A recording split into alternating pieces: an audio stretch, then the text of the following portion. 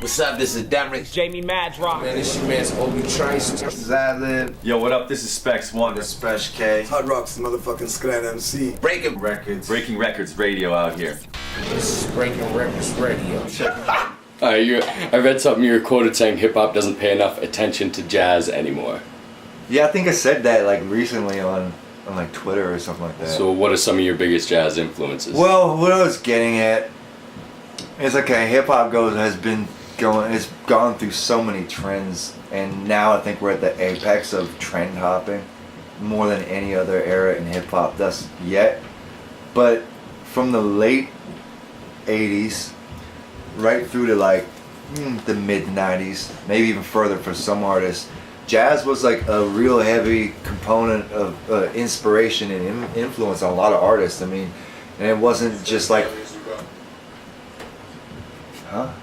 and it wasn't just like the lighthearted stuff. It was like Mobb Deep used jazz, Black Moon used jazz, Public Enemy, like as many people as you can think of. Like jazz it's such a benchmark in American culture, you know what I mean? And it just seems like as the 90s were coming to an end, people just swept the jazz and soul influences under the rug, you know what I mean? It had a bit of a resurgence in the mid 2000s, but just everybody right now they just want to do like trap shit. Oh, what's your thoughts on all the new trap music and the sound and that hip hop's forming and taking? I don't really think it's anything that new, to be honest with you. Like, if you really want to, it's like what Cash Money was doing in the 90s and No Limit. And me and Prevail were doing that in the early 90s. Doing the slow beats and rhyming like double time and stuff like that. Yeah. No, I was thinking about this recently because I've gotten like a couple of debates with people about it. Oh, you should be more open-minded. I am open-minded, man. I work with all different type of genres and stuff for my own music, and you know what I mean.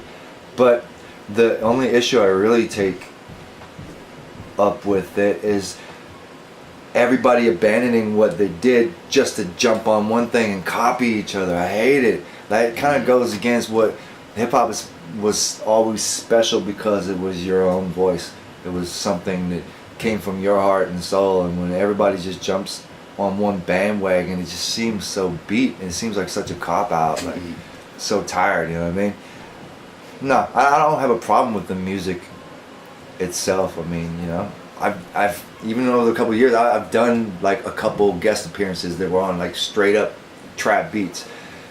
Personally, I like beats around the mid 90s tempo because I want to flow. Yeah. I don't want to flow like double time, like zippity. Like that's fun, and I used to do that, but I like to catch a flow. Like to me, it's like surfing, you know what I mean? Like riding the beat and making something from it. I don't want to just say like 4 things in a verse. Hey. Yeah, I don't know. It just seemed like ignorance is at such an all-time high, and that's what is pushed, and people are just unwittingly supporting poor attempts at hip-hop, and it's like a big joke. And for all the non-rap listeners, they look and watch what hip-hop is doing, and they see it, and it just makes hip-hop, and even more so black people, look like we lost our fucking minds. Yeah. Yeah, so I mean, there's just many ways to look at it. Is it fun? Sure. I mean, people could have fun with it, but I do these shows all around North America, and there's a lot of trap openers. None of those guys even look like they're having fun. They're just screaming and yelling. You can't hear what it is. Yeah. It's just the same beat over and over again, man. I don't know. And with that being said, too, have you ever got a beat or a track from an artist for a collaboration that, you know, has been business related and they paid for it, to where you've got it and you've been like, yeah, I can't rock this, you got to send me something else? Or do you always give the artist... I'm up for the challenge. Yeah. Like I said, like I've been hit with a couple like trap beats that weren't really my flavor, but I'm like... if this is what you want. If this is what you want... First off, when somebody does that, it makes me think like, well, why do you want me? Like, I don't think you're familiar with the type of do you listen to my shit? Like, but I can't be closed-minded like that because maybe they want to hear me like try to just step out of that. You know, I got a comfort zone, but we all do. I've been working on the music for so long for a purpose to try to really find my lane and create something that I believe in. So I just want to stick to my guns. That's why you don't see me just jumping on like all the trap stuff. You know what I mean? It's just not my flavor. That's all. Yeah. I don't hate it. I just don't like everybody just copying each other. But do what you will. Do what I If they do. switch the content up a bit, it would entertain it a little bit more. But the content seems to be pretty watered down on most trap. What they're rapping about. It's all the same shit. Yeah, I don't even want to talk about it. Alright, so at such a rapid rate of putting out projects, where do you pull most of your inspiration from? What keeps you inspired and keeps you motivated? Such a cliche answer. It was just regular life.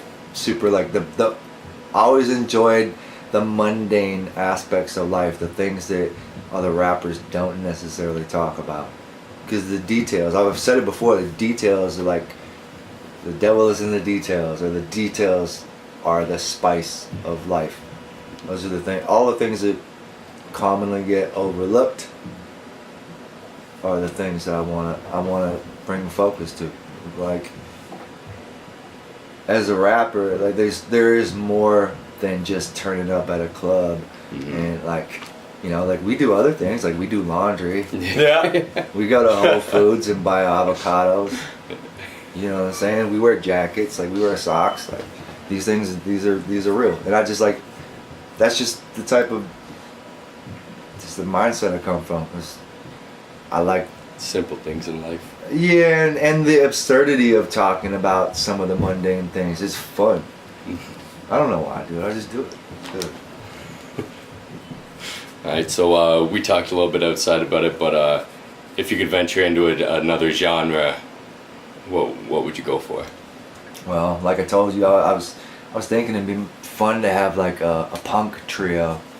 You know what I mean? Like, or quartet or whatever, and just real like 80s style, like skate punk, just something- Suicidal tendencies. Yeah, just something loud, obnoxious, maybe with some like social content to it, because that was always sort of like an underlying theme with like early punk rock music.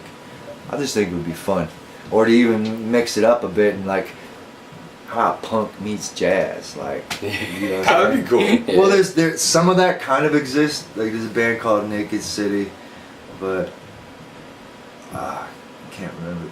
John Zorn, I believe, was the mastermind behind that, and also yeah. Breaking fucking Wreckords Radio.